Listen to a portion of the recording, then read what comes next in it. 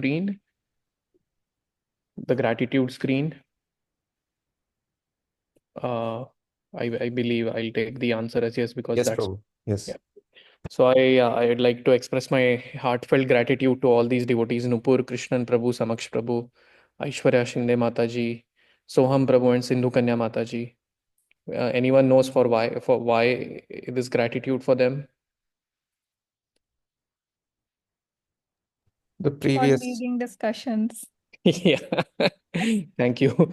So all these devotees very kindly led, and yeah, I also got an opportunity to do this by all your mercy. All of these, we all together covered this pastime of Kardam Muni, Devahuti, and followed by teachings of Kapil Dev. So which was a very nourishing section for all of us, and we hope to continue like this for the upcoming sections. So we like to do this typically that. Before after one section of Bhagavatam ends, we typically try to do something, either Bhagavad Gita or something else, before we begin the next section of Bhagavatam. So the next section of Bhagavatam, as you all already must have seen on the group, is the section of Rishabh Dev, and we have speakers lined up for that, and really looking forward to that. But before we get into that, I was thinking we'll do this 18.66 Bhagavad Gita, which is a very, very important verse of the Gita, as we all know. And but sometimes it could be misunderstood. It is a very often quoted verse, but it can often be misquoted also. So then, Interestingly, Maharaj spoke about this in Laguna Beach, Prabhu. The same word, acha. 1866. Just yesterday, Nitya and me heard. Yeah, sorry. Oh, But I don't know if it was a coincidence or you picked it based on what Maharaj spoke or but no, I had interesting. chosen this verse since more than a week now, Oh, and I've been preparing. Okay, that's good to know. I mean, I the thing is, the way I do Maharaj's classes is if I start one, I try to finish it, but then in the process of finishing it, I miss all other classes that Maharaj does. So then I missed Laguna Beach one, but it's good. I'll go back and hear it. Yeah. Thank you so much for letting me know. So yeah. So yeah, thank you, dear devotees, as I said. And then so today we'll start with this verse 18.66. So we'll first read the verse and the purport, and then we'll try to get into the nitty-gritties of the various components of the verse. So yeah, let's begin. And for this, if like three of you, if you can say like recite the verse just like we do in temple, we'll do that. First, I'll recite, and then all of three of you can recite, and then we'll do the word to word, and then we'll do the translation and purport. So, Om Namo Bhagavate Vasudevaya. Om Namo Bhagavate Vasudevaya. Om Namo Bhagavate Vasudevaya. Reading from Bhagavad Gita, chapter 18, the perfection of renunciation, and verse 66. Sarvadharman parityajya mam ekam sharanam vraja. Aham tvam Yeah, all good, all good. Sarvadharman parityajya mam ekam sharanam vraja. Aham tvam sarvapapebhyo mokshayishyami ma shuchaha. Nitya Mataji. सर्वधर्मान् परित्यज्य मामेकं शरणं व्रज अहं त्वां सर्वपापेभ्यो मोक्षयिष्यामि मा शुचः. Thank you, Mataji. Gaur Kumar Prabhu. सर्वधर्मान् परित्यज्य मामेकं शरणं व्रज अहं त्वं सर्वपापेभ्यो मोक्षयिष्यामि मा शुचः. Krishnan. सर्वधर्मान् परित्यज्य मामेकं शरणं व्रज अहम् अहं त्वां सर्वपापेभ्यो मोक्षयिष्यामि मा शुचः. Thank you, dear devotees. Synonyms: Sarvadharman, all varieties of religion. Parityajya, abandoning. Mam, unto me. Ekam, only. Sharanam, for surrender. Vraja, go. Aham, I. Tuam, you. Sarva, all. Papebhyah, from sinful reactions. Mokshayishyami, will deliver. Ma, do not. Shuchaha, worry. Translation: abandon all varieties of religion and just surrender unto me. I shall deliver you from all sinful reactions. Do not fear. Purport: by His Divine Grace, A.C. Bhaktivedanta Swami, Srila Prabhupada ki Jai. So, can anyone, is anyone interested in reading the purport? Yes, Nandini Mataji, Ritesh Prabhu.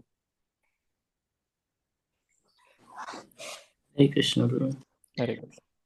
The Lord has described various kinds of knowledge and processes of religion: knowledge of the Supreme Brahman, knowledge of the Super Soul, knowledge of the different types of orders and statuses of social life, knowledge of the renounced order of life, knowledge of non attachment, sense and mind control, meditation, etc.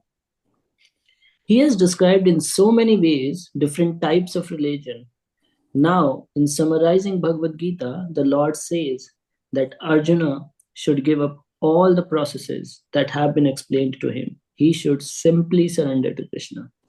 That surrender will save him from all kinds of sinful reactions, for the Lord personally promises to protect him. In the 7th chapter, it was said that only one who has become free from all sinful reactions can take to the lordship of Lord Krishna. Thus, one may think that unless he is free from all sinful reactions, he cannot take to the surrendering process. To such doubts, it is here said that even if one is not free from all sinful reactions, simply by the process of surrendering to Sri Krishna is automatically freed.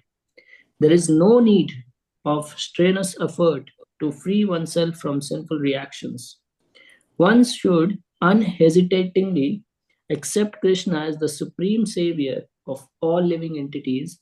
With faith and love, one should surrender unto him. Should I continue reading, Prabhu? Yeah, complete it, Prabhu. Yeah. Okay. The process of surrender to Krishna is described in the Hari Bhakti Vilas 11.676. Anukulasya sankalpa pratikulya varjanam rakshishya titi vishvaso goptrit varnam tatha atmanikshepa karpanya sadvibha saranagati. According to the devotional process, one should simply accept such religious principles that will lead ultimately to the devotional service of the Lord. One may perform a particular occupational duty according to his position in the social order. But if by executing his duty one does not come to the point of Krishna consciousness, all his activities are in vain. Anything that does not lead to the perfectional stage of Krishna consciousness should be avoided. One should be confident that in all circumstances Krishna will protect him from all difficulties. There is no need of thinking how one should keep the body and soul together. Krishna will see to that. One should always think himself helpless and should consider Krishna the only basis for his progress in life. As soon as one seriously engages himself in devotional service to the Lord in full Krishna consciousness, at once he becomes freed from all contamination of material nature. There are different processes of religion and purificatory processes by cultivation of knowledge, meditation in the mystic yoga system, etc. But one who surrenders unto Krishna does not have to execute so many methods. That simple surrender unto Krishna will save him from unnecessarily wasting time. One can thus make all progress at once and can be freed from all sinful reactions. One should be attracted by the beautiful vision of Krishna. His name is Krishna because he is all attractive. One who becomes attracted by the beautiful, all powerful, omnipotent vision of Krishna is fortunate. There are different kinds of transcendentalists. Some of them are attached to the impersonal Brahman vision. Some of them are attracted by the super soul feature, etc. But one who is attracted to the personal feature of the Supreme Personality of Godhead, and above all, one who is attracted by the Supreme Personality of Godhead as Krishna himself, is the most perfect transcendentalist. In other words, devotional service to Krishna in full consciousness is the most confidential part of knowledge, and this is the essence of the whole Bhagavad Gita. Karma yogis, empiric philosophers, mystics, and devotees are all called transcendentalists. But one who is a pure devotee is the best of all. The particular words used here, Masucha, don't fear, don't hesitate, don't worry, are very significant. One may be perplexed as to how one can give up all kinds of religious forms and simply surrender unto Krishna, but such worry is useless. Thank you, Prabhu. ॐ अज्ञानतिमिरन्धस्य ज्ञानाञ्जनशलाकया चक्षुरुन्मिलितं येन तस्मै श्रीगुरवे नमः। श्रीचैतन्यमनोभीष्टं स्थापितं येन भूतले स्वयं रूपः कदा मह्यं ददाति स्वपदान्तिकं। वन्देऽहं श्रीगुरोः श्रीयुतापदकमलं श्रीगुरून् वैष्णवांश्च श्रीरूपं सागरजातं सहगणरघुनाथान्वितं तं सजीवं साद्वैतं सावधूतं परिजनसहितं कृष्णचैतन्यदेवं श्रीराधाकृष्णपादान् सहगणा ललिता श्रीविशाखान्वितांश्च नमा ॐ विष्णुपदाय कृष्णप्रेष्ठाय भूतले श्रीमते भक्तिवेदान्तस्वामिनिति नामिने नमस्ते सरस्वते देवे गौरवाणी प्रचारिणे निर्विशेष शून्यवादी पाश्चात्यदेशतारिणे नमो महावदन्याय कृष्णप्रेमप्रदायते कृष्णाय कृष्णचैतन्यनामिने गौरत्विषे नमः। हे कृष्ण करुणा सिंधो दीनबंधो जगत्पते गोपेश गोपिकान्त राधाकान्त नमोऽस्तुते तप्त कांचन गौरांगी श्रीराधे वृंदावनेश्वरी वृषभानुसुते देवी प्रणमामि हरिप्रिये वाञ्छाकल्पतरुभ्यश्च कृपा सिन्धुभ्य एव च पतितानां पावनेभ्यो वैष्णवेभ्यो नमो नमः।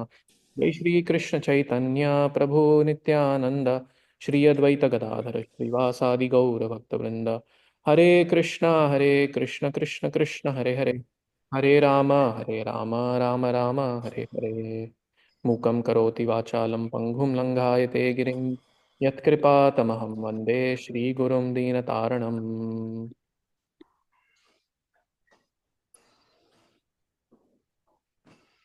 Hare Krishna. So you can all see my screen, right, without any obstructions in between. Yes, Prabhu, we can see clearly. No Thank obstructions.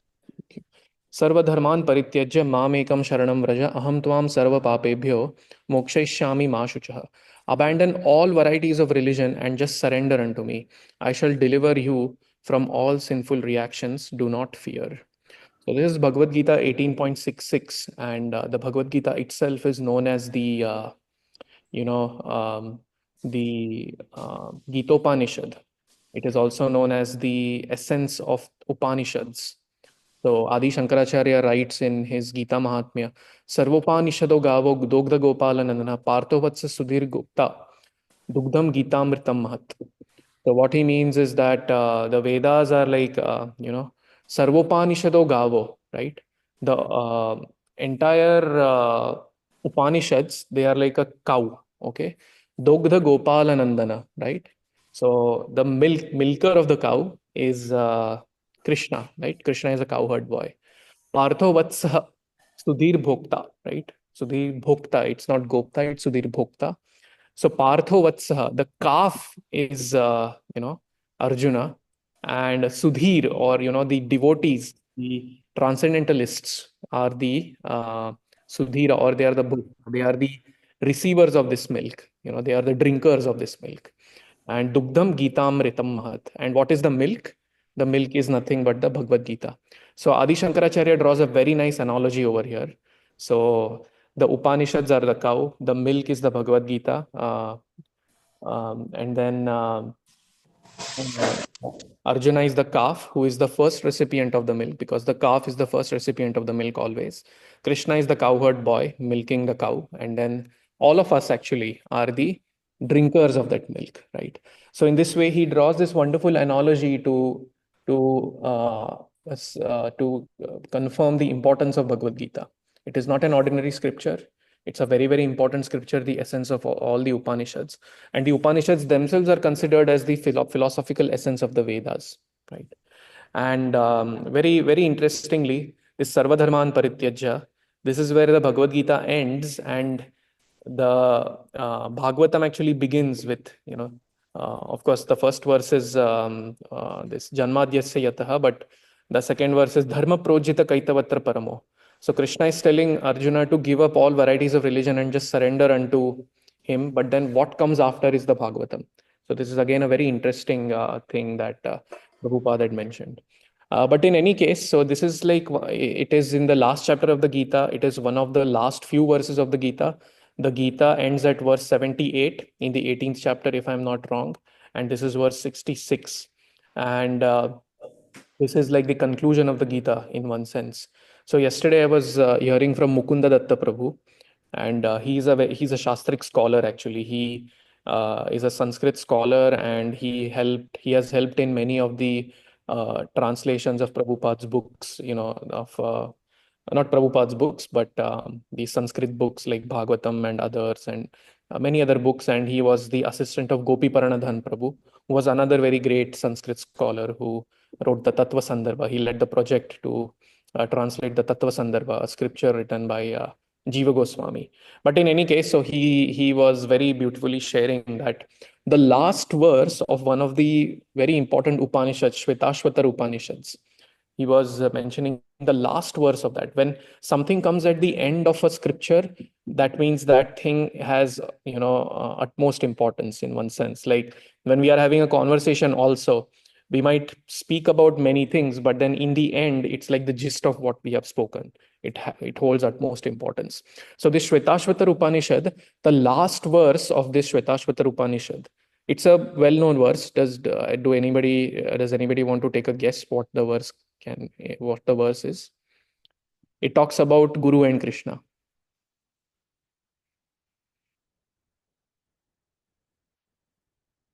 Any guesses? It talks about Guru and Krishna, two things.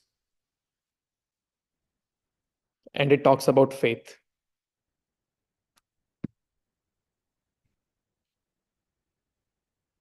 Does it talk about Krishna manifesting himself as Guru for those? No. It's a well-known verse. I mean, okay, more clues, okay. The verse, maybe this clue will give it away. The verse starts with Yasya. Anyone? The verse starts with Yasya. Okay, anyway, I'll tell. So Is the it last, Yasya Deve Parabhaktir? yes, thank you so much. Yata Yes. Deve Tata Guru. Yeah. Yes. Can you complete the verse, Prabhuji? Yasya Deve Parabhaktir Yata Deve Tata Guru Tasyaite Katita Hi Artha. I don't remember the last line. Prakashante. Prakash. Mahatmanaha, I think. Yeah, something. Yeah. Thank you so much, Prabhu. Or you want to add something here? No, I was just, you go ahead, Prabhu. Please continue. So yeah, this is the last verse of the Shvetashvatar Upanishad, and one devotee had told me, again a very shastrically informed devotee in Bhakti Center had told me that Prabhupada considered this one verse as the most important verse of all the Upanishads, because this verse talks about, Yasya Deve Parabhaktir Yatha Deve Tatha Guru, right? It talks about bhakti, it talks about faith, Uh, so the meaning of the verse is the one who has implicit faith in the Guru and Krishna and the Lord at the same time. Only to such a person will the imports of the Vedic knowledge be revealed. So very beautiful verse. And that is the end of the Shvetashvatar Upanishad. Similarly, I mean, I'm just talking about this because this is also kind of the end of Krishna's, main instructions in the Bhagavad Gita 18.66. After this also, Krishna keeps speaking a few verses. He does speak a few, idam te na tapaskaya, na bhaktaya kadachana, and all that, this should not be told to anybody who is not austere, like this knowledge of the Gita and whatnot. And then he talks about how those who spread this knowledge of the Gita are very dear to him and whatnot. And then finally, Arjuna's statement where he says that I'll do your will, dear Krishna. What is that? tava tava karishe vachanam tava. So anyway, that was that. You wanted to add something, Gaur Kumar Prabhu. You kind of hesitated from it, but if you're still up for it, please add, and No, then I I'll just go ahead. wanted to mention about the translation, Prabhu, but you covered it. So that's all. Yeah. Okay, thank you. So yeah, so this, that is the importance of this verse, right? And before we get into the nitty-gritties of this verse itself, it is very useful to understand the context in which this verse was spoken. Okay, now that the context is has got to do something with the with loving concern, okay, on the part of Krishna for Arjuna, right? So for this we need to go back a little. Okay, this is verse 66. We need to go back to verse 63. Okay, that verse 63 is again a very famous verse. इति ते ज्ञानमाख्यातं गुह्यात् गुह्यतरं मया विमृशैतदशेषेण यथेच्छसि तथा कुरु. Okay.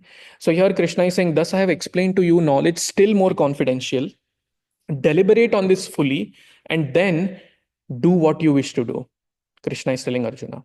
So here it's in a sense, the doctor patient analogy is given to explain this conversation between Krishna and Arjuna very often, especially by Chaitanya Sharan Prabhu. And so it's like you go to a doctor for something, and then the doctor diagnoses you, and then the doctor will tell you, okay, these are all your options. Okay, option A, take this medicine. Option B, do this. Option C, maybe change your lifestyle. So many options the doctor gives, and then the doctor tells you, okay, these are the options, you choose what you want to do. Okay, so there is somewhat of a passivity. Okay, the onus is on the patient, the onus is on the patient. Here the onus is on Arjuna, right? He needs to deliberate, and then then Krishna is saying, then you wish to do what you want to do, right? Then you do what you wish to do. So the onus here is on Arjuna, and there is somewhat of a detached, you can say detached instruction or detached choice that is given, right? But then now what happens is, and Vishwanath Chakravarti Thakur and other acharyas, they have explained that after hearing this verse, Arjuna, through a kind of non-verbal communication, he is like communicating to Krishna that this is okay. Now you're telling me to do what I wish to do, but now, dear Krishna, I want to know what you want me to do. So essentially he's saying now, okay, you want me to do what I wish to do, but I want to know your wish, dear Krishna, what it is, right? It is something like in the doctor patient analogy. A doctor gives various options to a patient, and then the patient then says, it's fine, you've given to me all these options, but consider your own son in my place. Then what would you have done for your own son, right? That is something similar to what Arjuna is asking Krishna through a non-verbal kind of a communication. And this is where Krishna's mood switches, right? Krishna's mood switches. Now, in a very typical doctor-patient conversation, a doctor might give the options and just let it be. But then if the patient is still going to go deeper, still wants to draw in the doctor, the doctor's concern, the doctor's genuine concern, then the doctor will say, okay, if you were my son, this is what I would have done. And that is what Krishna tells in the upcoming verses. So now, although Krishna is giving Arjuna the choice of doing whatever he wants to do, now he's again continuing his instruction. He's saying, this is again a very famous verse, Sarva guhyatamam bhuya shrinu me paramam vachaha, ishtosi me dridam iti tato vakshami te hitam. So here there are many qualifiers that are very important here. First is Sarva guhyatamam bhuya, right? This is the most, there is in Bhagavad Gita, there is a confidential knowledge, there is the more confidential knowledge, there is the most confidential knowledge, and there is, this is the most confidential knowledge of all. Sarva guhyatamam, right? And um, and then this is one qualifier, Sarva guhyatamam. The other is Shrinu me paramam vachaha. This is my supreme instruction to you. Okay. And then Ishtosi me dridham iti, right? This is I'm giving this to you because you are my Ishta, right? We talk about Ishtadev in the Vedic language. So Ishtadev is some deity who is very dear to us. So similarly, Krishna is saying, I am speaking this knowledge to you because you are my very dear friend. Okay. And then Tato Vakshami Te Hitam. and this is for your benefit, hitam, Krishna is saying. So now now his passivity is now changing to a loving concern, right? Of course, Krishna has loving concern for all living beings, let alone Arjuna. But then till now, the instructions, the mode of instructions that Krishna was giving to Arjuna was like, yeah, I'm giving you these things, I'm explaining to you all this whole gamut of Vedic knowledge that Prabhupada writes in the purport, meditation, detachment, blah blah blah. But then now I'm telling this to you as your dear friend. And this is that famous verse now here that comes. Manmana bhava madbhakto madhyaji mam namaskuru mame vaishyasi satyam te pratijane priyosi me. So again here this verse 18.65 is also very similar to verse 9.34 in the Gita, which is also the first two lines of these two verses are same. Manmana bhava madbhakto madhyaji mam namaskuru. Right? Always think of me, become my devotee, worship me, and offer your homage unto me. Right? And I forget the translation of 9.34, but that there also I think mame vaishyasi yuktvayavam, by doing this you will certainly come to me. Atmanam mat parayana is what Krishna says. Even there in 9.34 the onus is on the on Arjuna, but here again Krishna is giving a promise. He's saying mame vaishyasi satyam te pratijane priyosi me. I am promising this to you, right? That you will come to me without fail if you do these things. Manmana bhava madbhakta, right? Because you are my dear friend, Krishna is saying. And this is the context. This is the context of very extreme loving concern for Krishna. And that is when, in this context, is when the next verse comes, which is what we are going to see today. Abandon all varieties of religion and just surrender unto me. I shall deliver you from all sinful reactions. Do not fear. Sarvadharman parityajya mam ekam sharanam raja.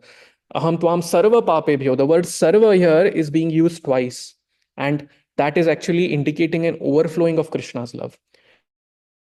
Because, when we are madly in love with someone, we see in Bollywood movies, तेरे लिए मैं पूरे संसार से लड़ने के लिए तैयार हूँ, right? Something like that. People talk about such superlative things, right? So similarly, and that is when an overflowing of love happens, right? Similarly, here Krishna, he is overflowing with love for Arjuna. So he's saying, abandon all varieties of it. Just don't, whatever I've told you now, sort of kind of just forget about it. Not exactly forget about it, but keep it to a side for now and just surrender unto me. I shall deliver you from all sinful reactions. Sarva papebhyo. And Mashucha, do not fear, right? I will take the liability. Now the onus of responsibility is on Krishna. He's telling Arjuna to, do this, but then he's also saying that I will take your responsibility. I will take the liability, right? So this is the context in which this verse 18.66 is spoken. And with this, we'll go into the actual verse. Any thoughts so far? Any thoughts on the context of this verse?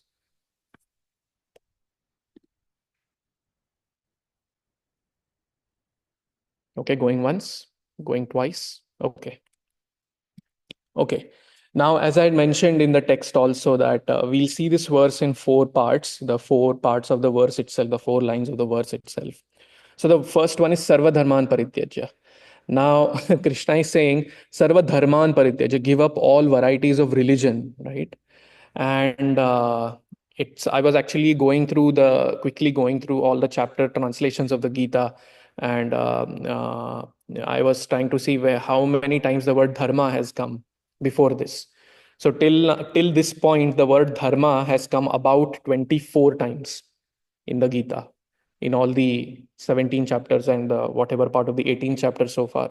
Krishna has spoken about the word dharma almost 24 times, and this is the 25th mention of the word dharma. Okay, approximately I might. And this is only Krishna's mention. I'm not counting what Arjuna mentioned. Arjuna also, Karpanya dosho pahata swabhava prichhami tvam dharma sammuda chetaha. Arjuna also used the word dharma. The Kalaunashta, in expressing his reasons for not willing to fight, he's also talking about dharma and so on. But this is just Krishna mentioning the word. He's mentioned the word dharma almost 24, 25 times so far. And then he's saying, give it up. Sarva dharman parityajya, he's saying. And this is so vexing to some scholars. Some people say that actually this might have been a printing mistake. It must have been sarva adharman parityajya. Krishna wants to say to Arjuna, sarva adharman parityajya mamekam sharanam raja. But Bhagavad Gita is such a widely known scripture that such printing mistakes are very, very rare to happen. I am next to impossible to happen, because as soon as they happen, it will be caught, right? So this is actually Sarva Dharman Parityaja. So why is Krishna telling Arjuna to give up dharma, right? To abandon all varieties of religion and surrender unto me. So that is where, I wanted to talk about this dharma aspect, right? So, okay, anyway, does anyone remember any examples of Krishna using the term dharma till now? Any shloka till now in the Gita? One very famous shloka is there, which most of us know, right? Which is that it talks about Krishna is talking about his mission in this world, his function. Why does he come to this world? Is it yada yada hi Yeah, dharmasya? Yes, yada yada hi dharmasya glanirбhavati bharata abhyutanam adharmasya, right? Another verse, similar verse, where Paritranayas. yeah, paritranaya sadhunam dharma samstharpanarthaya, right? Krishna is saying, I come to re-establish the principles of religion, right? So in this way, so many places dharma is being mentioned. Actually, one interesting place, and in many of these places, dharma is used in different connotations. Like based on the context, the word dharma can mean different things. But then we have always heard that dharma, the meaning of the word dharma. What is the deepest meaning of dharma? Can anyone say? We have all heard this very often. What is the deepest meaning of dharma? Or I guess what is the most basic meaning of dharma? Basic, but also the deepest. What is dharma? the essence. Essence, right? The essential characteristic of something, the essential characteristic. And it is so essential that if you remove that characteristic, that thing stops being what it is. So like the essential characteristic of salt is to be salty, or the essential characteristic of sugar is to be sweet. You take sweetness out of sugar, then nothing remains, right? You can't call it sugar, right? You can't call it sugar, and it loses its essence essentially. So that is dharma, right? And interestingly, there is one verse I found in the Gita where Krishna is alluding to that meaning of the word dharma. It was a very nice discovery for me. I closed that tab, but I'll find out later and then maybe share with all of you, where Krishna is saying, basically Krishna is saying there that you will, by doing whatever, following this process, you will attain my nature. And in saying that my nature, Krishna is saying dharma. So that, it's a very nice pramana in the Gita where Krishna is alluding to that meaning of the word dharma, which is the essence, right? Essence of something. But anyway, so Krishna has been using this word dharma quite a few times. And parityaja is completely give up. So pari means, the word pari is complete, right? It means around. It essentially, it's the connotation of the word pari is completely. And tyajya, the tyaga is give up. We have tyagis over here. So tyajya is give up. Parityaja means completely give up. This is how the acharyas have translated the word parityaja. So sarva dharman parityaja. All varieties of religion completely give up, Krishna is saying. Okay. And so this is where we'll have some discussion. Okay. So why does Krishna asks Arjuna, there is a printing mistake there, to give up dharma, which he himself has claimed to be one of his functions in the world, right?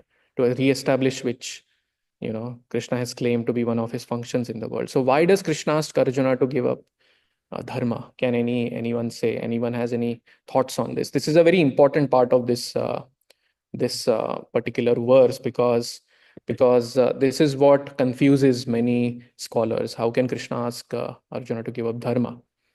Right. Some people also, one person met Prabhupada. Actually, I don't know if it was about this verse or about the Yathechasi Tatha Kuru verse, do as you wish. This person came to Prabhupada and said, I love the Bhagavad Gita. Prabhupada said, why? What do you love in the Bhagavad Gita? He said, because Krishna says, do what you want. You know, Krishna is saying, give up dharma, right? So, yeah. Anyway, we'll discuss more about this dharma, but there are such kind of people who see this as, yeah, nice. Krishna is saying, sarva dharman parityaja, dharma chhod do, kya karna hai dharma lekar, things like that. But anyway, how do we reconcile this? Any thoughts? This is my speculation, Prabhu. Oh, sorry. Yeah. Go ahead, Prabhu. Go ahead. We, Uh, So I think everyone has like different types of dharmas, like dharma of the varna, dharma of the ashrama, Yeah. like the dharma towards your parents. There are so many like dharmas which one has to do, Hmm. but the most important is your like constitutional dharma, which is as a jiva to like do bhakti of the Supreme Lord and to surrender to the Supreme Lord. So I think Krishna is saying like, like saying him to like give up all his dharmas related to all the temporary identities Hmm. and do the like follow the dharma, which is his constitutional identity of surrendering to the Supreme Lord. Got it. Got it. And did Arjuna do that? I think so. Yeah, that's a very nice way of understanding it for sure. Yeah, we have certain dharmas. So actually, this word, there are three types of dharmas I had heard. One is called swadharma, which is our, our psychophysical nature, our not constitutional, but our conditional identity, right? The nature that we have acquired through the modes and everything. So that is swadharma. Then there is the paradharma, which is the constitutional dharma, constitutional duty, which is love for Krishna, spiritual life. And then there is something called as apad dharma or emergency dharma, right? And typically, we gravitate sometimes. There is some emergency and we need to do that apad dharma, we need to get it done, although it may not be our swadharma, or it may not be paradharma, but we get it done. But then there are these other two dharmas, swadharma and paradharma, right? And yeah, as you mentioned, even the acharyas say the same thing. Jiva Goswami, Sanatan Goswami, Vishwanath Chakrabarti, they say that they actually directly say that the Krishna is asking Arjuna to give up Varnashram dharma. This can be a big point of contention among devotees. How can this be translated as Krishna asking one to give up Varnashram dharma, right? So, but anyway, we'll talk more about that. Thank you, Soham Prabhu. Krishnan Prabhu, you had your hand raised, Prabhuji. Hare Krishna Prabhu. So Yeah. I like Soham Prabhu's answer, which is there he's used the definition of dharma as the um, as like our essential duty Yeah. or our constitutional position, as he said. So Yeah. that is one. There are other definitions of the word dharma. Dharma could also mean, of course, this is also my speculation. Could also mean like rules or laws that Hmm. need to be followed. Hmm. So maybe Krishna is telling Arjuna that don't be worried about all these rules and procedures. Yeah. As long as you love me, that is what matters more. All Hmm. these rules and all the guidelines don't matter as much. Just first love me, and then everything else will take care of itself. Right, right. Thank you, Prabhu. Thank you for mentioning rules and regulations. There is something I wanted to speak on that, but yeah, I'll come to that. But yeah, Krishna is saying, develop the spirit of love for me, right? And don't get too caught up in the rules and regulations. Yes, beautiful. Any other thoughts? Ritesh Prabhu, you had also raised your hand. I think Ritesh Prabhu, Nandini Mataji. Yes, Prabhu. I had the similar understanding as Som Prabhu and Krishnan Prabhu said. It's Hmm. more about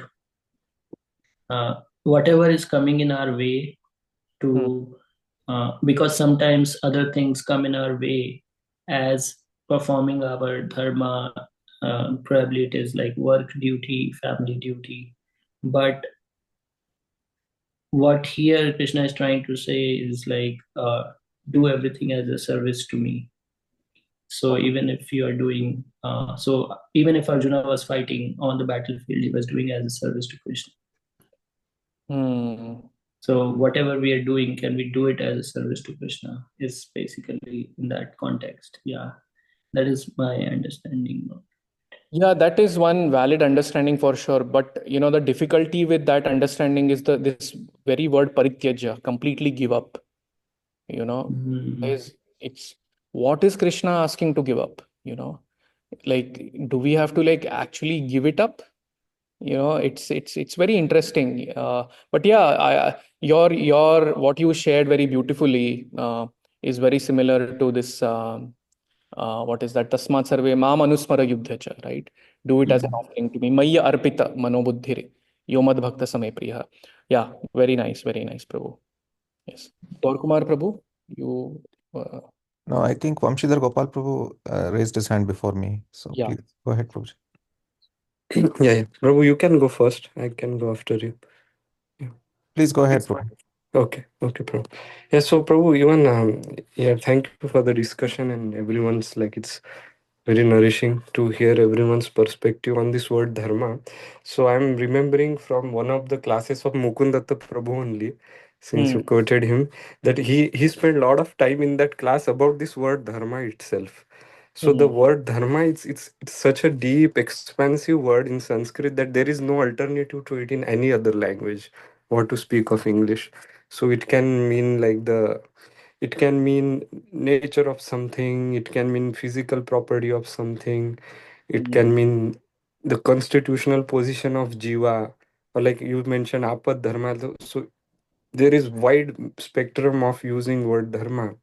And when Lord Krishna is saying sarva dharman paristajya, so it's like whichever dharma is can be hindrance to executing the supreme dharma, because establishing rule of uh, dharma or establishing rule of Yudhishthir Maharaj was Krishna's desire, and then serving that desire is the supreme dharma at that time. So I think Krishna is very directly telling Arjuna that that's the supreme dharma, and any other dharma which is coming in the way, that should be given up. So sarva dharman parityajya, and then serving Krishna is the supreme dharma, because that's the nature of soul, that's the constitutional position.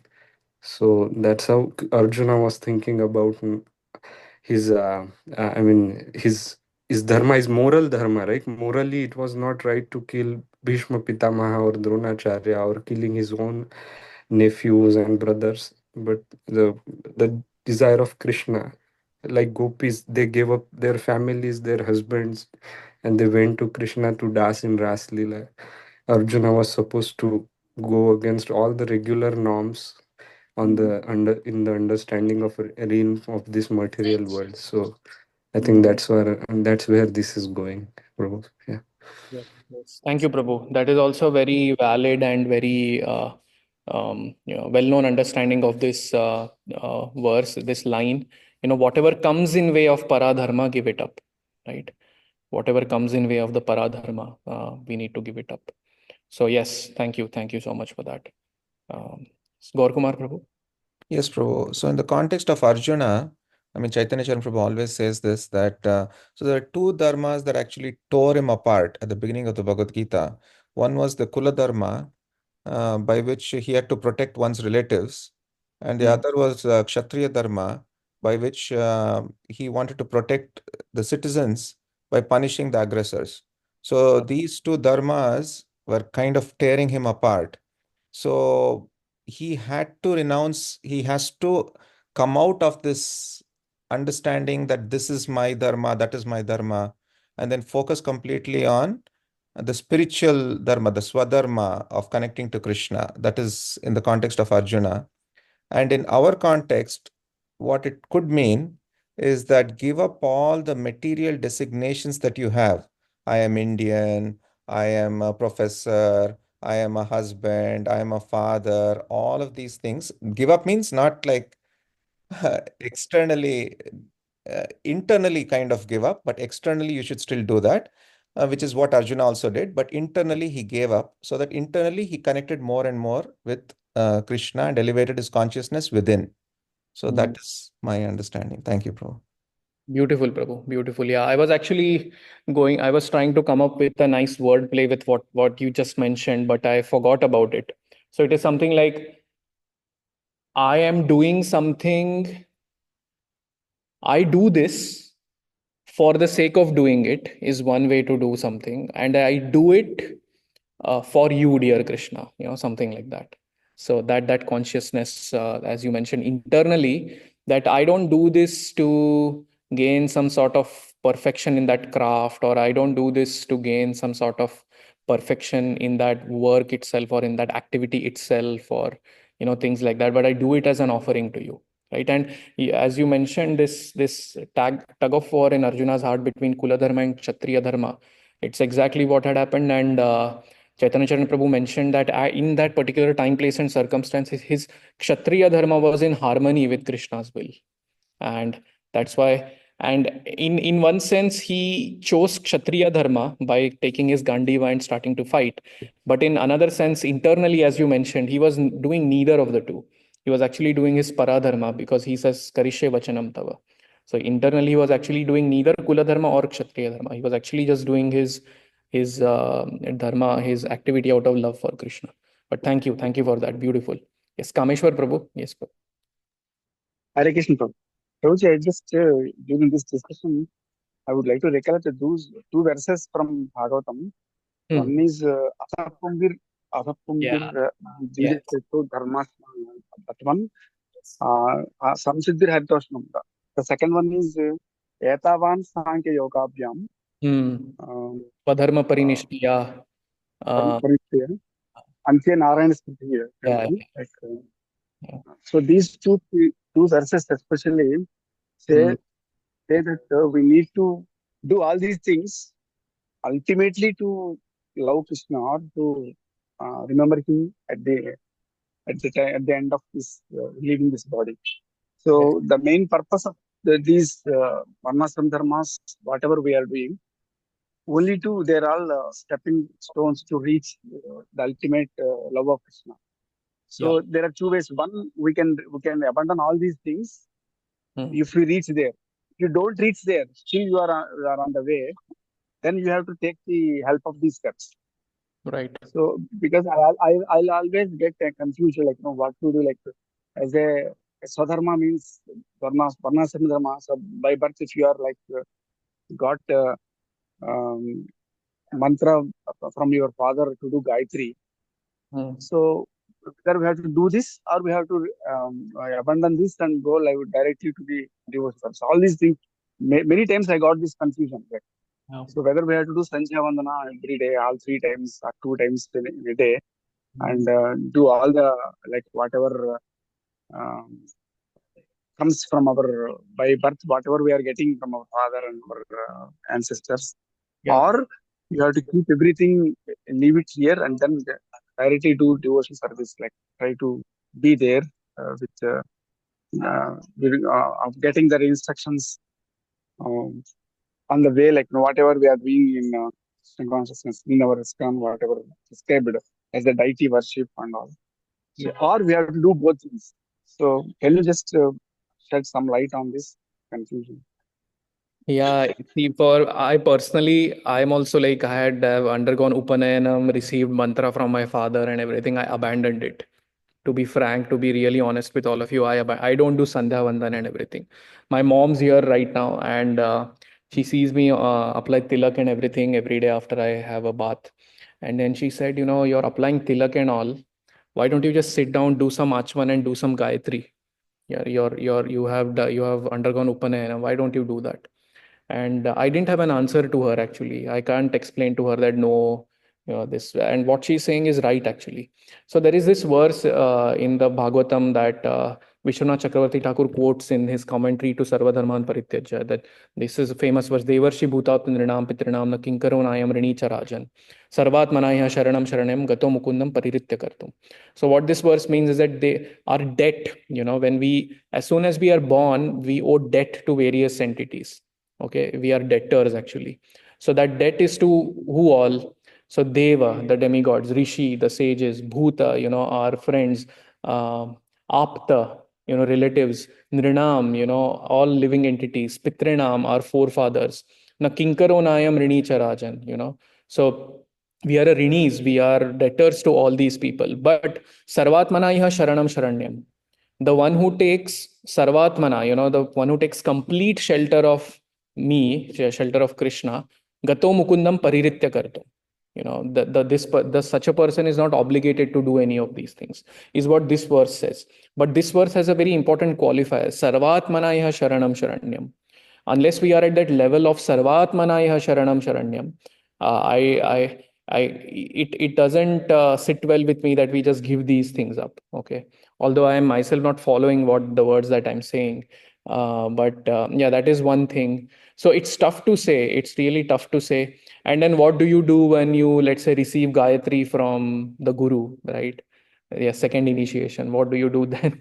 So it's all a very complicated this thing. So there are different opinions in different, different devotees have different opinions about this. Some devotees are like, no, back to the roots. You have to do all these things. You have to do all these rituals to uh, to to fulfill your duty in terms of the how you're born.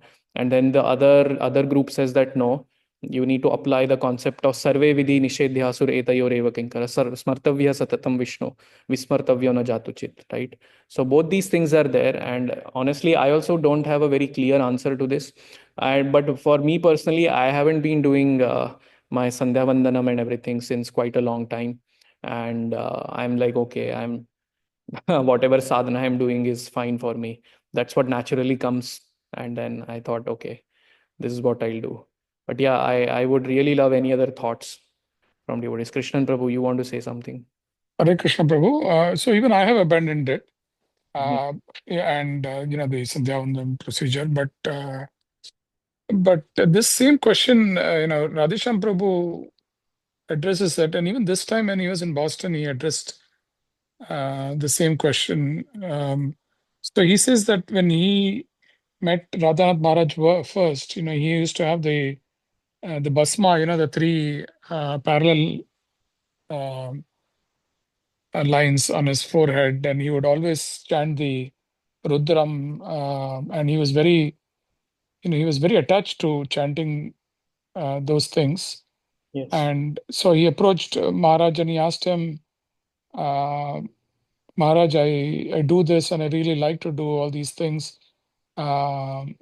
Is there a problem? So Maharaj said, no, there is no problem at all. You can continue to do it if you want. And then Radhesham Prabhu became really happy. And then Maharaj immediately after that, in the next sentence, he said, but there is no need anymore. There is no need to do this anymore. And then he continues to give the explanation. I will try to find the explanation, and send it if I can find the exact spot in the video. Yeah. Yeah, and which was because I don't think I'll do justice. I'm just realizing that I don't remember his exact words, so I shouldn't. Mm. Yeah, I'll find it. Yeah, no, I mean, see, the thing is, thank you for mentioning that. And I have also heard this. And like I personally feel Radhesham Prabhu to be in the Sarvatmanaya Sharanam Sharanyam category. So yeah, so Maharaj telling him that there is no need to do it is perfectly valid. And I don't think there is a need for him to do this also, for Radhesham Prabhu to do this, right? But then, when I think of it personally, I think, okay, if I had to apply this principle of Smartavya Satatam Vishnur, so if I'm doing this Sandhya Vandan and all this, am I remembering Krishna? Am I remembering Krishna with love and doing it? Am I, of course, I'm not saying when I sit to chant, I do it with all love and everything. I'm not at that level yet. Don't misunderstand me, dear devotees. But then, yeah, I just think in those terms that, okay, yeah, I try to see my internal resistance to something. And then based on that, I decided that, okay, maybe I don't need to do this anymore. I do wear the thread. So it's very, in a way, uh, hypocritical in some ways of me to wear the thread, but at the same time not follow the rituals of wearing the thread. But anyway, yeah. Any other thoughts on this, dear devotees?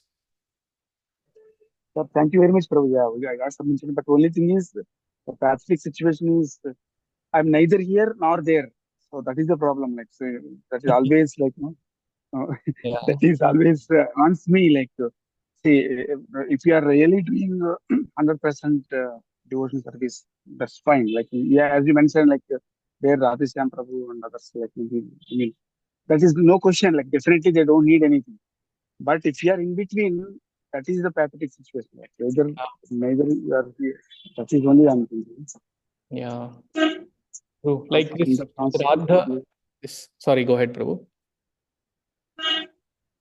Yeah. So this Shraddha ceremony also, it is recommended that devotees also do it. It's not that, in the name of Devarshi Bhutatananam Pitrinam verse, we don't do these things. We should do Shraddha and everything every year, Pindadan and whatnot. So, yeah. Anyway, Sindhu Kanya Mataji, Lekha Mataji, you have thoughts, and also Nandini Mataji, Ritesh Prabhu. Maybe Sindhu Kanya Mataji can go first, followed by Lekha Mataji, followed by Nandini Mataji, Ritesh Prabhu. So I just wanted to share something that Vaisheshika Maharaj had given kind of specific practical instructions on. So I know especially for maybe a lot of Indians, there's the aspect of demigod worship and then having the deities or the like the Shiva Linga and at home in their altar. And for me personally, like when I got married, I received the Shiva Linga and Ganapati and Annapurna as a gift. And whenever my in-laws come, they worship them, very much and very devotedly. And so I always had this confusion of, I have Jagannath and Krishna, Laddu Gopal in my altar, and I also have these other demigods as well. So like, how do I,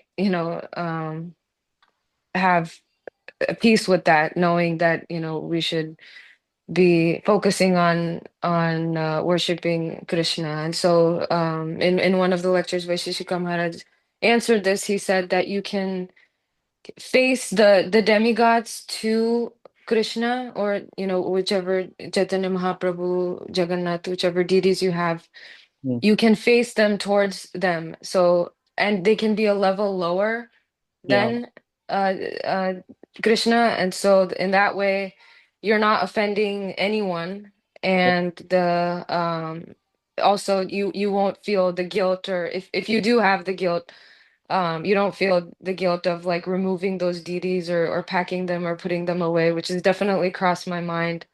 Is I'll just pack them up and put them away until my in-laws come back, but I think this has been working out well for me, is just facing the demigod. So they also see Krishna, and they're also getting pleased through Krishna's worship. Yeah, no, beautiful Mataji. Even I have our family goddess on the altar, but yeah, she's at a lower level. And I guess as long as we know the hierarchy, because they are also Vaishnavas, they are not ordinary living entities, they are Vaishnavas. So I have the mood of Vanchakalpatarubhyascha for them, for all these family gods and everything. And yeah, I feel in some ways my, journey of life also, they have facilitated it in some ways. And whatever material position I have, nice position, of course it's eventually coming from Krishna, but then these demigods are also involved in terms of giving me that comfortable material position with which I can practice bhakti. So with that gratitude, I try to see these demigods. So I also do have our family goddess Banshankari on our altar, and yeah, so I do pray to her. Thank you for bringing me to bhakti, and please enhance my bhakti to Krishna and whatnot. So yeah, that's perfectly valid, and I loved what Vaisheshika Maharaj mentioned. Thank you for sharing that. And yeah, just one point there. Sometimes it gets a little, the conservative mentality of some devotees. It becomes very, becomes very hard. It doesn't sit well with. I know one person in Pune. This person came to me and said, "Hey, that Mataji, we removed her from the initiation list." I asked why. Then he said, "Oh, she has demigods on her altar." I'm like, "What?" And it was so painful for me actually to hear that. Just because somebody had demigods in their altar, they removed them from initiation. Anyway, that's a different story altogether. I don't want to get into that. But yeah, there are other devotees who have raised hands. And yes, Lekha Mataji, you can go ahead. Hi Krishna Prabhuji. I actually think even Sindhu covered my thoughts. Like even I feel the same. So one is with respect to like following our Nityanusandhanam um or Sandhya Vandanam. One thought about that is right now, unless we have a strong guidance, like or like a very close association with like a senior devotee, it's really hard for us to like understand what level we are at. So Nityanusandhanam, for whomever, for whatever varna they are coming from, whatever Nityanusandhanam they are supposed to be practicing, I think it helps. It I feel like Krishna's designed the system so that it helps us elevate from whatever stage we are at, and that's where all of these dharma based on various varnas like comes into picture. So from whatever level we are at, there is a dharma for even for like men or for women or for like different varnas. We can just start from there. Even like just practicing that alone will constantly regulate us and will elevate us, and that I feel like that's why all of those are in our place. And unless we are very sure of our position, um, I mean, I don't practice mine as much, but I'm just sharing this thought that that just having that system in place helps us automatically raise to different levels of consciousness. And even with respect to like worshipping demigods, like even with like Rudram, Chamakam and Namakam, like one praises Shiva, his qualities, and in Chamakam we actually ask Lord Shiva for a lot of blessings. And irrespective of all of these, like if I feel the way I've reconciled having this complete not complete understanding, but this understanding that every demigod works under the direction of Krishna. The word demigod or the word deva really just means who the one who obeys the one who obeys Krishna. And with Ganesha, with Lord Shiva, like Lord Shiva comes and whispers Ram Namam to the soul that's leaving the body. Yeah. Hare Krishna Mataji. Think we lost you there, or is it me? Sorry, you're not able to hear me, Prabhuji? Yeah, now we are able to. Yes. Oh, okay. I was just saying about like even with Rudram, Namakam, Chamakam, we worship Lord Shiva and ask him for blessings, but those blessings are the ones that facilitate our devotional activities, live us. Because even for practicing devotional life, we need to have some basic needs met in our life.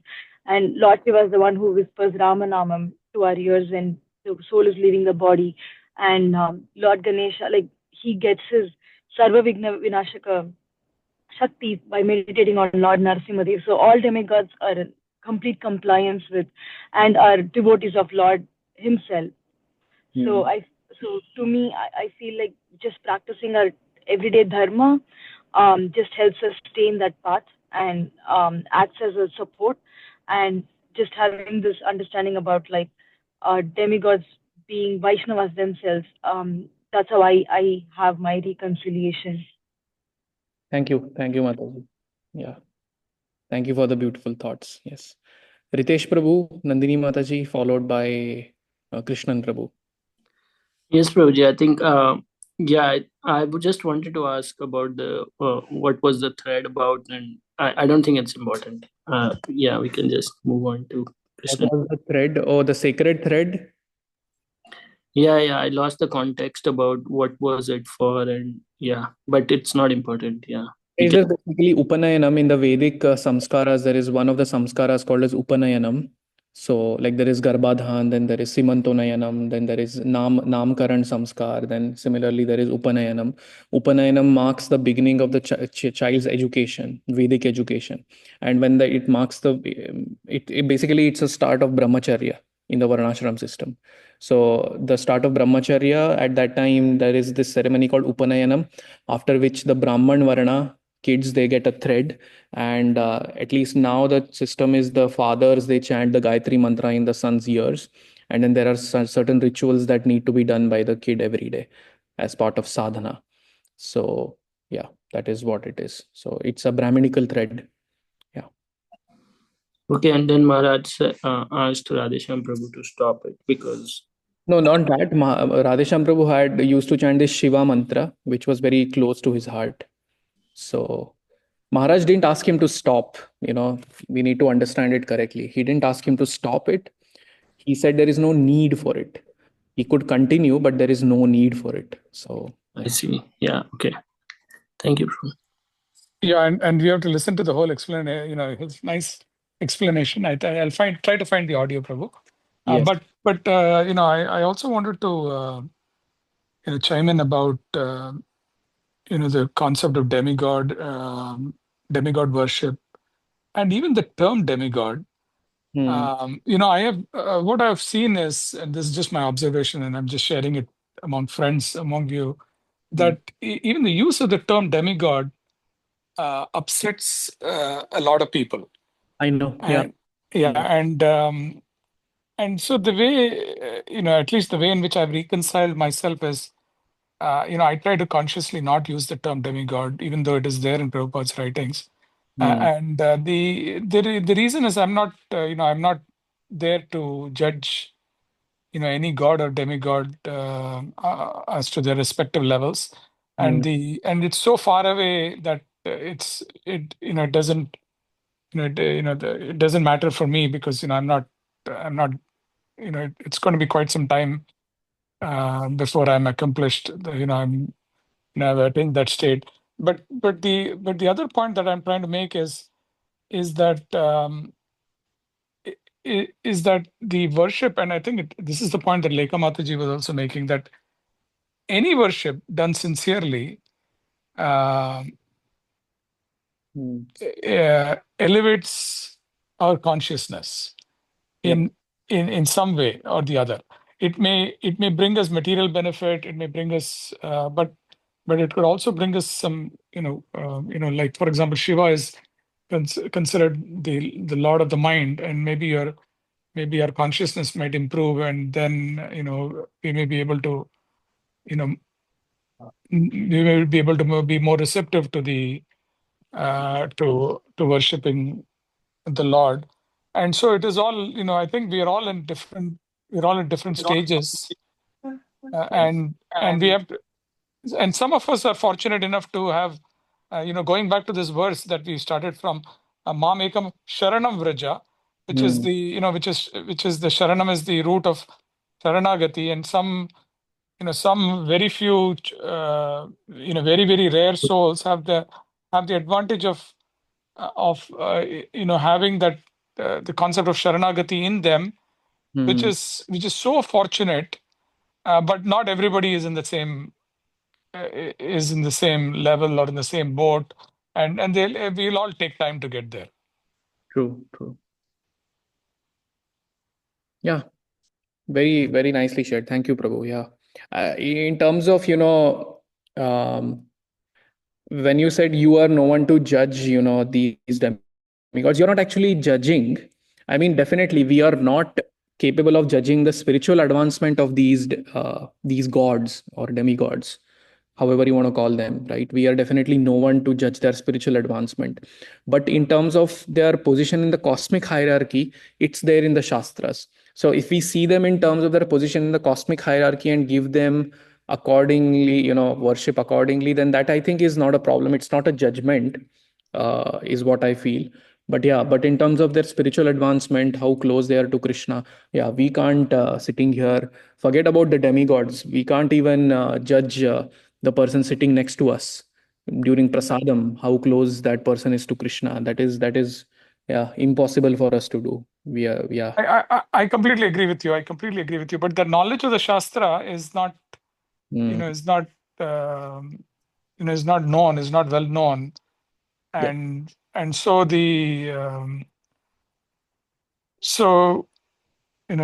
somebody who's doing the Ganapati worship may not know about the existence of Srimad Bhagavatam. Yeah. So we just have to, but the fact that they are doing Ganapati worship is much better than not doing worship at all. I think because the world is full of non-believers. Yes. And among believers, it's such a small percentage that we should cherish every believer that we see. Maybe it's just an opinion. I'm just sharing an opinion here. Yeah, no. Thank you, Prabhu. Thank you for that. Very, very valid thing thing you mentioned. Thank you so much for that. Thank you so much, dear devotees, for all your thoughts. We are already at 9:55. I'll try to wrap this up real quick. We have three more lines to cover. So yeah, so this is how I wanted to bring it home, like to kind of summarize. There is rejection. We could reject something, right? Because it doesn't fit into our framework, right, of what we believe or what we want to do. That is one level, which is not that great. Then there is reconciliation. We reconcile, right? We harmonize. So this reconciliation level, the level of harmonizing our swadharma with our paradharma, that is what is recommended for all sadhakas, is what I understood from whatever I heard. And then there is the absolute stage of absolute attachment, sarvatmanaya sharanam sharanyam. These devotees who are at the level of absolute attachment, they are not obligated to do all these dharmas, right? So that is and that exactly what Krishna, what Kameshwar Prabhu, atah pumbir dvija sreshta varnashrama vibhagajas, svanushrita dharmasya samsiddhir haritoshanam. Varnashrama is meant to please the Lord, right? It's like that. That is the reconciliation, that is the harmony that happened. And with Arjuna also, his kshatriya dharma was in a harmony with Krishna's will. And just one last point with this smartavya satatam Vishnu, it is said that you should always remember Krishna and never forget Krishna. And this verse means that all other sarve vidhi and nishcheda, all the rules and regulations, all the do's and don'ts, rituals, they are etayor eva kinkara. They are subservient to these two principles. Always remember Krishna and never forget Krishna. Now, the fact that they are subservient does not mean we stop doing the vidhis and nishedhas. We do the vidhis, we do rituals. In a way, chanting is a ritual. If you look at it, we take the bead and then we hold the bead in a particular way, and it's in one sense a ritualistic activity, right? But what is recommended by the acharyas is don't have the ritualistic mentality when you do it. So that is the important thing. So sarve vidhi nishedhyasur doesn't mean we give up the vidhis. We just add the most important element, which is remembrance of Krishna, to it. That is one thing. So anyway, moving forward, we'll really quickly go through the remaining three lines. So this Sharanagati is itself a very big topic, but this Mamekam Sharanam Vraja is the next line, right?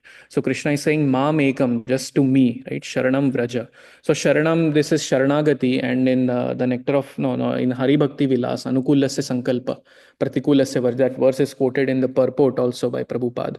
So I was hearing this class by Bhakti Vidyan Goswami Maharaj, and he was talking about how these 6 limbs of surrender fit very nicely on the mind, intellect, and the false ego level, right? So anukulasya sankalpa, pratikulasya varjanam. What this means is that anukulasya sankalpa, accept that which is favorable, and pratikulasya varjanam, reject that which is unfavorable towards bhakti. Okay, and here Maharaj mentions that this is reprogramming the mind. Okay, so this is how Sharanagati plays out in practicality. Okay, this is what Sharanagati is. This is what Hari Bhakti Vilas talks about. So it's a further deeper explanation of the Mamekam Sharanam. Okay, Sharanam.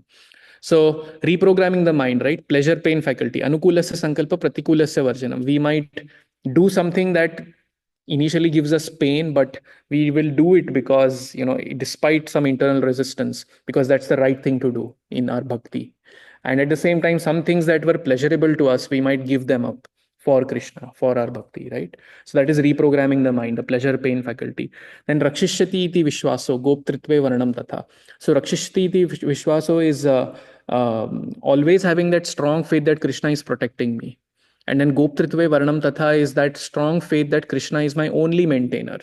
Okay. And this Maharaj was mentioning that it falls into the intelligence aspect, reprogramming the intelligence.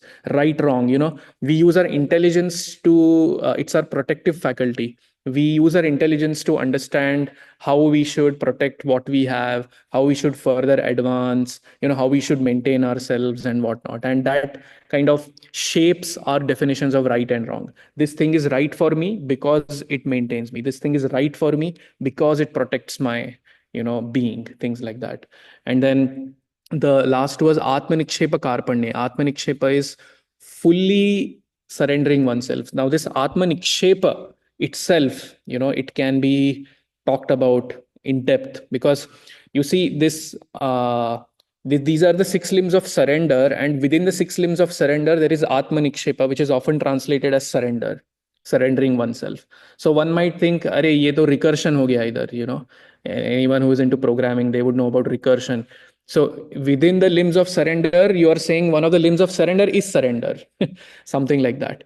But then that this Atmanikshepa is a very, very different, very, very deep thing, deep aspect. And Bali Maharaj is actually, he displayed Atmanikshepa. But anyway, we will not get into that. And Karpanya is humility. And these two things are reprogramming the false ego or our wrong identifications that we have, right? Atmanikshepa. Of course, this is not like mind intelligence ego. It's not like a hard compartmentalization. There are overlaps, but this is what is a nice thing that I felt from when I heard from Bhakti Vidyan Goswami Maharaj. And there is a nice story also about Lord Ram, but okay, we'll not get into that. Yeah, there was so much to cover in this itself, but we'll get into that some other You time. want to do a part 2, Prabhu, next week? No, Prabhu, it's okay. I'll complete this. Yeah, maybe some other time we can discuss on Sharanagati itself.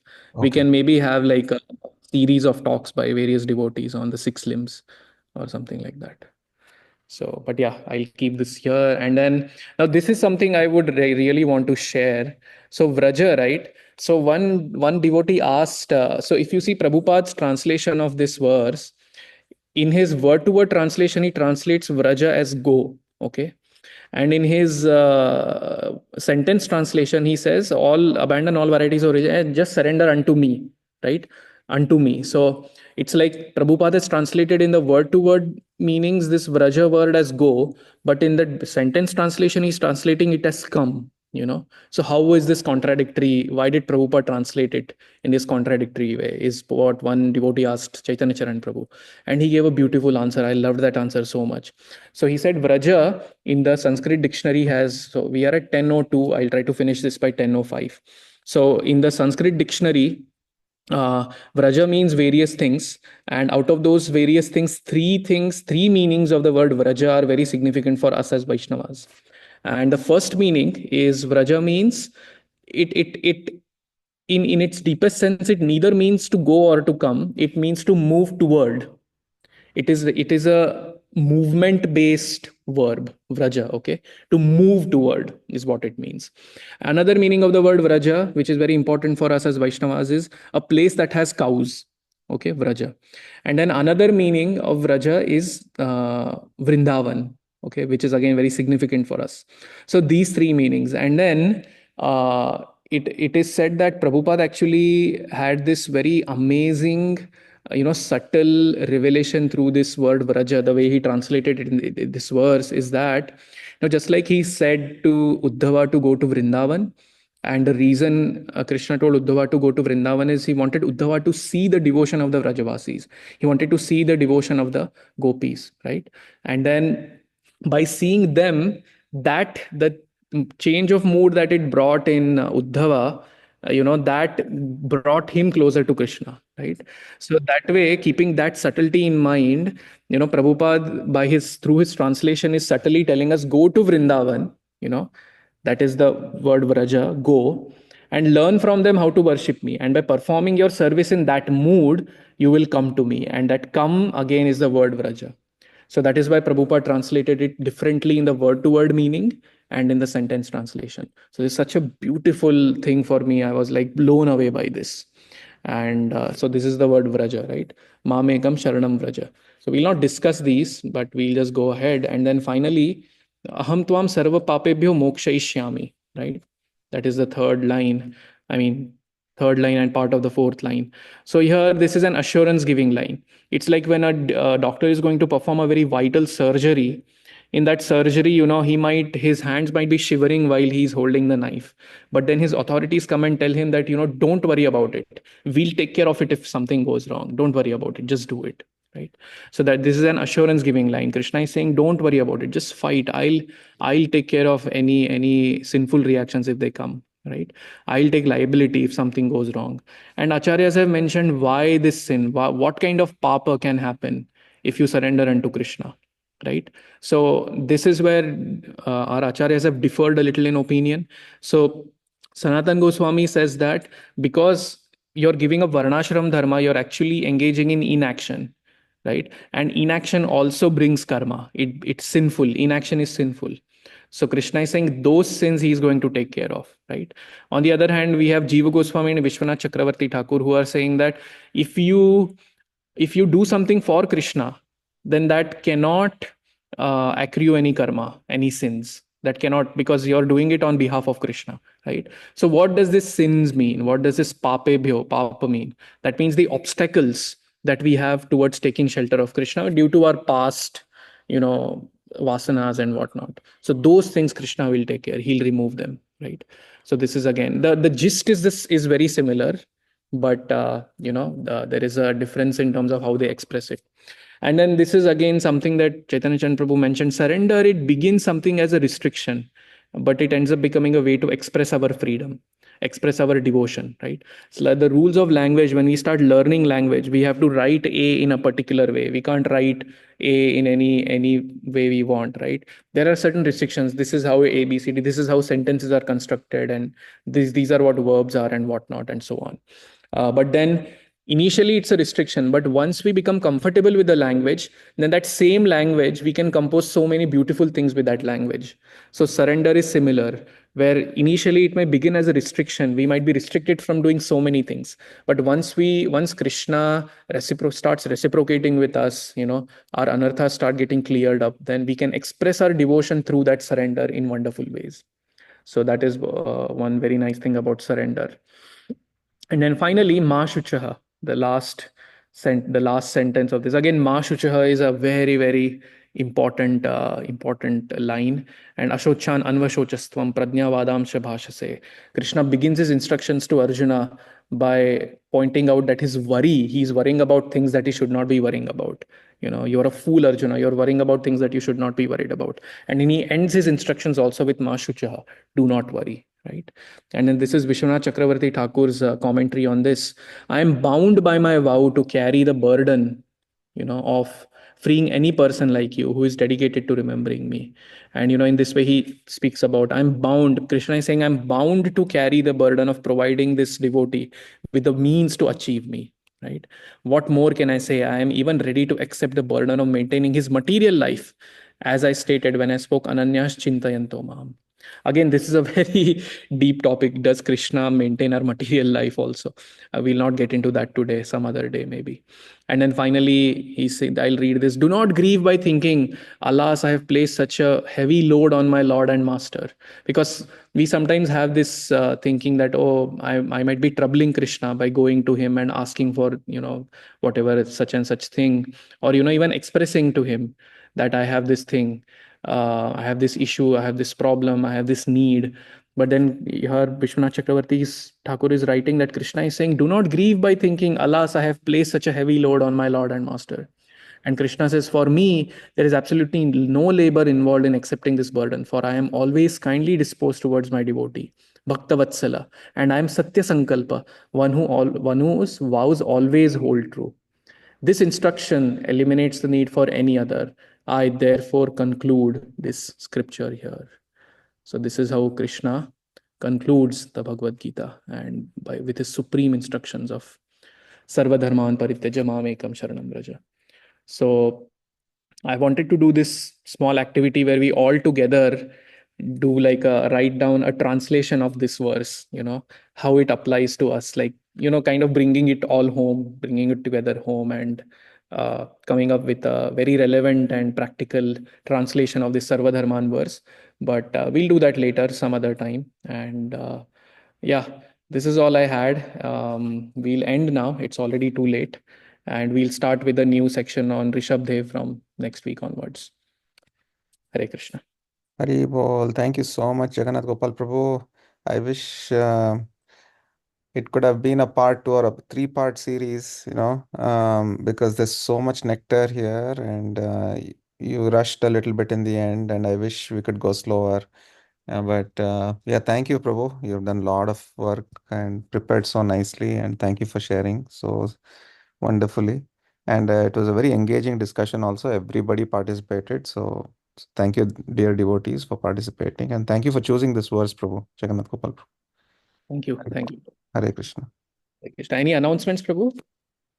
No, Prabhuji, nothing. Just Okay. that tomorrow, His Holiness Haladhara Swami, he's going to be at 22nd Avenue. If anybody can make it, please do. Hare. Hare Krishna. वाञ्छाकल्पतरुभ्यश्च कृपा सिन्धुभ्य एव च पतितानां पावनेभ्यो वैष्णवेभ्यो नमो नमः। अनंतकोटि वैष्णव वृंद की जय। श्रील प्रभुपाद की जय। कृष्ण। Hare Krishna. Great.